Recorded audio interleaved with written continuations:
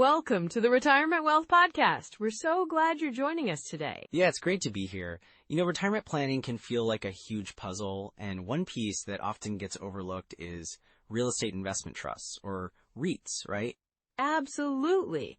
They can provide a really interesting avenue for generating income in retirement. Exactly. And many people might not realize how they can fit into a broader retirement strategy. So today, we'll dive into that. We'll discuss what REITs are, the different types out there, and how they can potentially benefit your retirement portfolio. Plus, we'll touch on some important considerations, like risks and tax implications, all crucial for making informed decisions. Yeah, and we'll also share some tips on how to get started if you're thinking about incorporating them into your plan. So whether you're just starting to think about retirement or already enjoying it, there's something here for everyone. Let's jump right in. David, can you start by explaining what exactly a REIT is? You know, Emily, when we look at the current economic landscape, it really makes discussions about real estate investment trusts, or REITs, feel especially timely. Absolutely. With so many people approaching retirement or already retired, there's this pressing need to think about how to secure that income, right? Exactly. And with inflation continuing to be a concern, it's crucial for retirees to find ways to keep their purchasing power intact. REITs can be a hedge against inflation because real estate often appreciates over time, and that appreciation can help offset rising costs. Yeah, I remember talking to a couple, let's call them John and Mary. They were really worried about their retirement income. They had a fixed pension, but with inflation eating away at that, they felt like they were losing ground every year. That's a common situation. And when you add in the uncertainty of market volatility, it can create a lot of anxiety. I mean, no one wants to see their nest egg dwindle when the market takes a dip. Exactly. And REITs tend to provide more stability compared to some other investments. They have this unique structure where they're required to pay out at least 90% of their taxable income as dividends, which can create a steady income stream. Right, and let's not forget about tax efficiency. Many retirees are looking for ways to manage their tax liabilities, especially as tax laws evolve. REIT dividends, while they can be taxed at a higher rate than qualified dividends, still offer some tax advantages that can be beneficial in the right context. And with potential changes to Social Security looming, it's a good idea to have alternative income sources, right?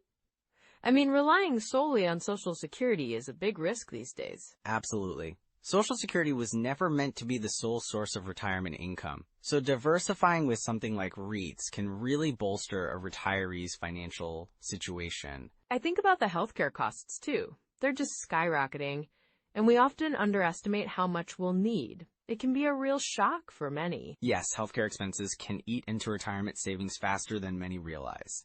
Having that regular income from REITs can provide some peace of mind, knowing there's a buffer for those unexpected medical bills.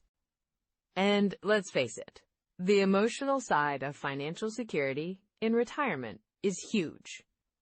Having that steady income allows people to enjoy their retirement without that constant worry about finances. Exactly.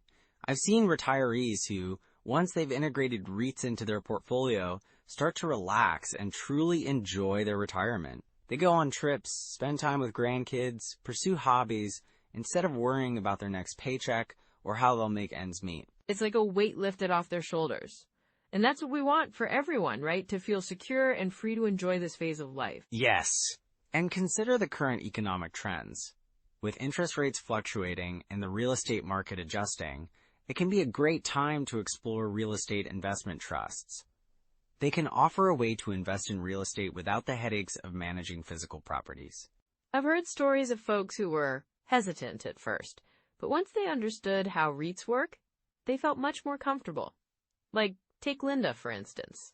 She was worried about becoming a landlord, but she learned about REITs and realized she could still get exposure to real estate without the hassle. That's a perfect example.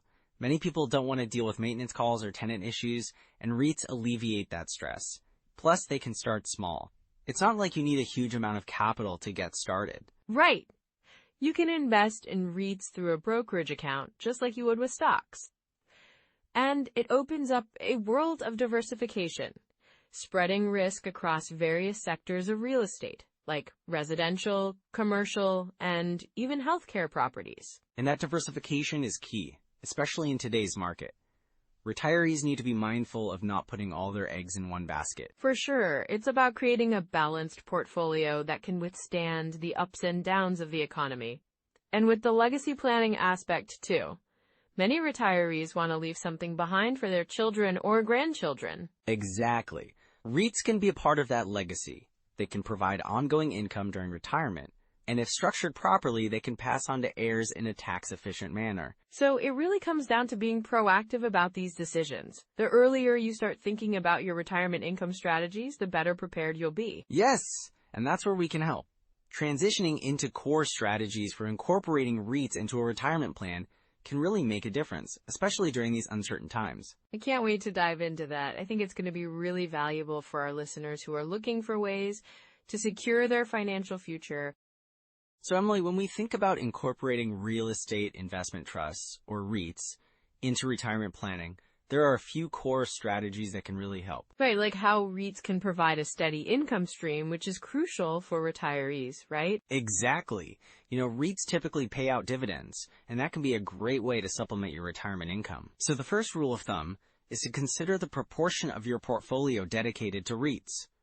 And how much should that be, generally speaking? Well, a common suggestion is to allocate about 10 to 15% of your overall portfolio to REITs. This can help you balance stability and growth. You want to remember that while they can offer good dividends, they also come with market risk. So it's a balance then. What about other investments? Like, should someone still lean heavily on stocks and bonds? Absolutely. A classic rule of thumb is the 100 minus your age formula. So if you're 65, you might want to have about 35% of your portfolio in stocks and the rest in bonds and other fixed income assets. Right, because as you age, you typically want to reduce risk. But how do you fit REITs into that mix? Great question. You can fit them in the equity portion. So if you follow the 100 minus age rule, you might have, say, 25% in stocks with 10% of that in REITs. This way, you can still get growth in income. That makes sense. So if someone had $1 million portfolio, that would mean about $100,000 in REITs, right? Exactly. And remember, this also ties into diversification. REITs can provide exposure to real estate without the hassle of property management. Speaking of hassle, what about tax benefits? I know that's a big deal for retirees. Right, so REITs can be tax efficient in certain accounts. If you hold them in tax-advantaged accounts, like IRAs or 401ks, you can defer taxes on those dividends until you withdraw them. Which is great. But what about when you're taking distributions? That's where it gets a bit tricky. Withdrawals from tax-deferred accounts are taxed as regular income, which can bump you into a higher tax bracket. So it's important to strategize your withdrawals. Like using the bucket strategy? Exactly. The bucket strategy is a way to manage your withdrawals by dividing your portfolio into different buckets based on your time horizon. For example, you might have a short-term bucket for immediate needs, a medium-term bucket for the next 5 to 10 years, and a long-term bucket for growth. That's a smart way to approach it. So let's say someone has one bucket for immediate needs, filled with cash and bonds, and another for growth with REITs and stocks. Right. The idea is to let the long-term bucket grow while drawing from the short-term bucket. This helps mitigate the risk of having to sell investments at a loss during market downturns. And it keeps things more stable, especially if the market is volatile, right? Exactly. Plus, you might want to consider the 4% rule when thinking about how much to withdraw each year. It's a guideline that suggests you can withdraw 4% of your portfolio annually, adjusted for inflation. So if you have $1 million portfolio, that would mean about $40,000 a year? Yes, but it's crucial to remember that the 4% rule is based on historical market performance. Market conditions can change, so it might be wise to be flexible and adjust based on reality. Flexibility is key. Now, about Social Security, how does that fit into the income picture?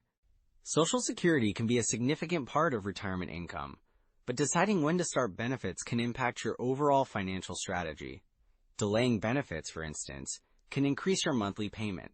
So if someone can afford to wait until they're 70, that's often a smart move, right? Absolutely. Delaying until 70 can increase your benefit by up to 76% compared to taking it at 62.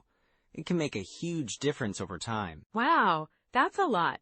And when you combine that with a solid withdrawal strategy, it can really enhance one's financial stability in retirement. For sure.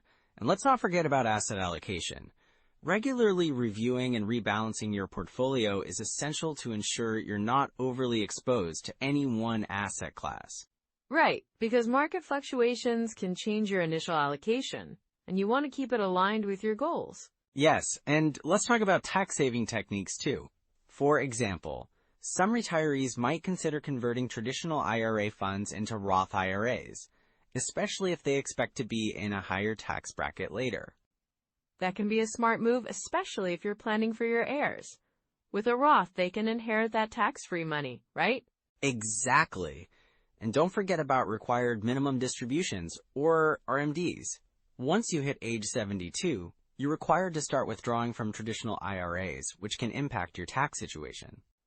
So planning around those RMDs is also vital to avoid unnecessary tax burdens. Right. And that's where having a solid strategy really pays off.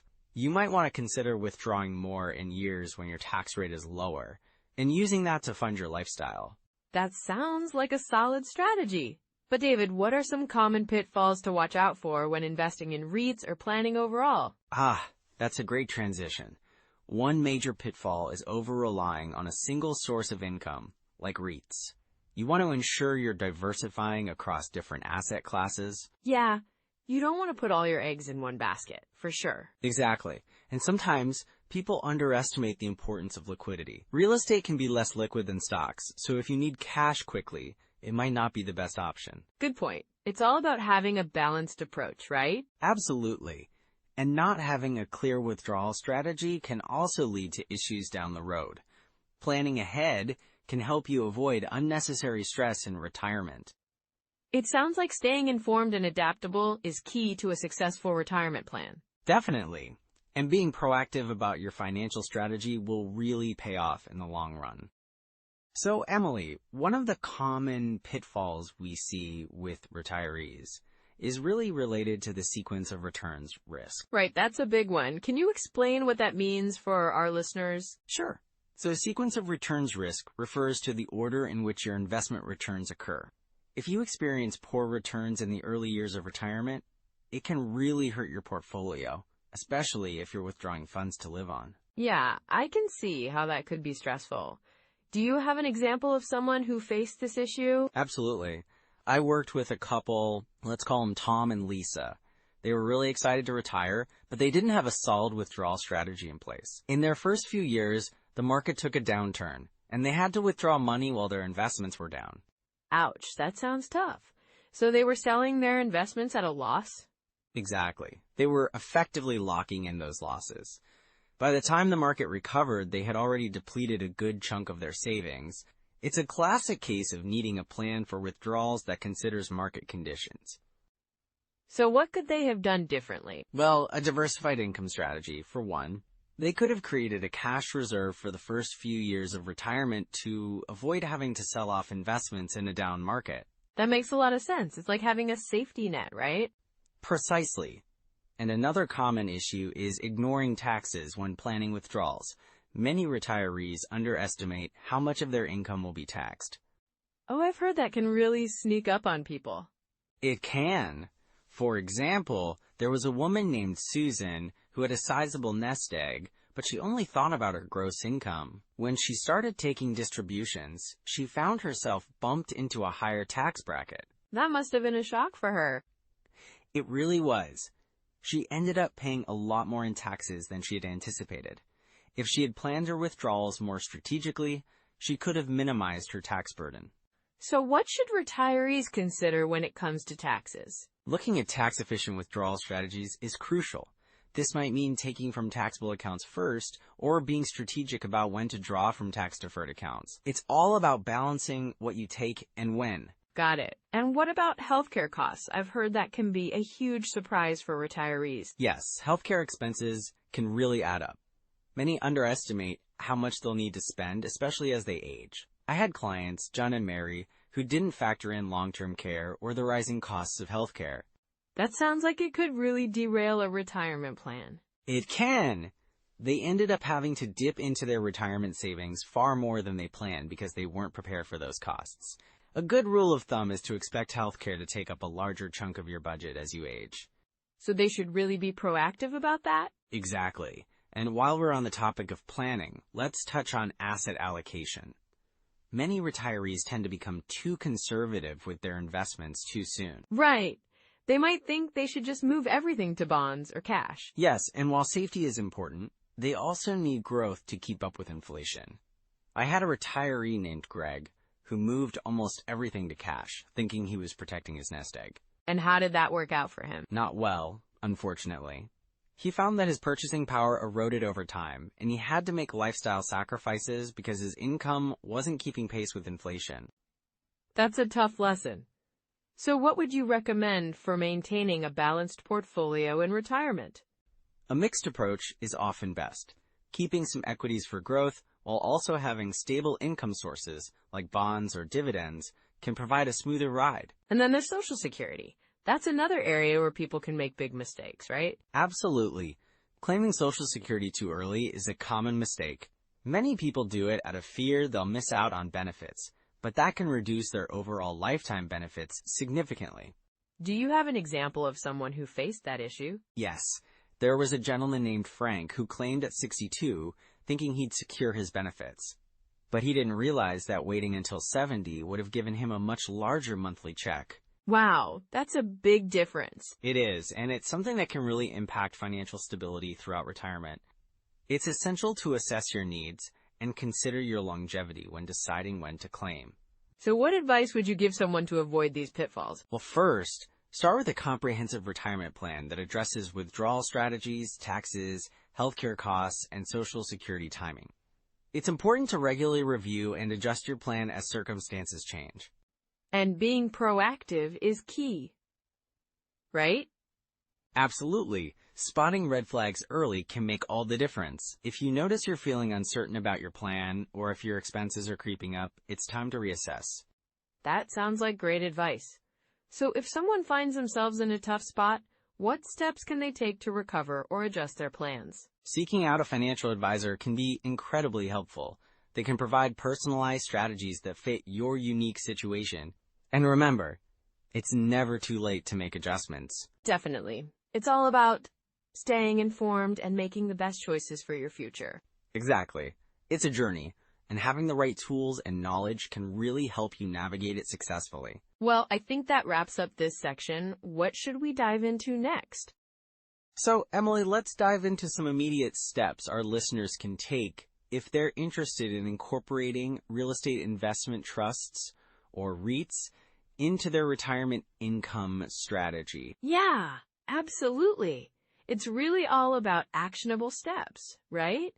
So, what's the first thing they can do? Well, a great starting point is to review your current portfolio. Take a close look at your asset allocation. Are you comfortable with how much you have in stocks, bonds, and, real estate? It's important to see if you're diversified enough to weather market fluctuations. Right, and that might involve using some handy tools, like the retirement calculators available at places like Vanguard or Fidelity. They're pretty user-friendly and can give you a good snapshot of where you stand. Exactly. And if you want to dig deeper, Schwab also offers some solid calculators. They can help you run projections based on different scenarios, which is super helpful for planning. Oh, and don't forget about the Social Security Administration's website, ssa.gov.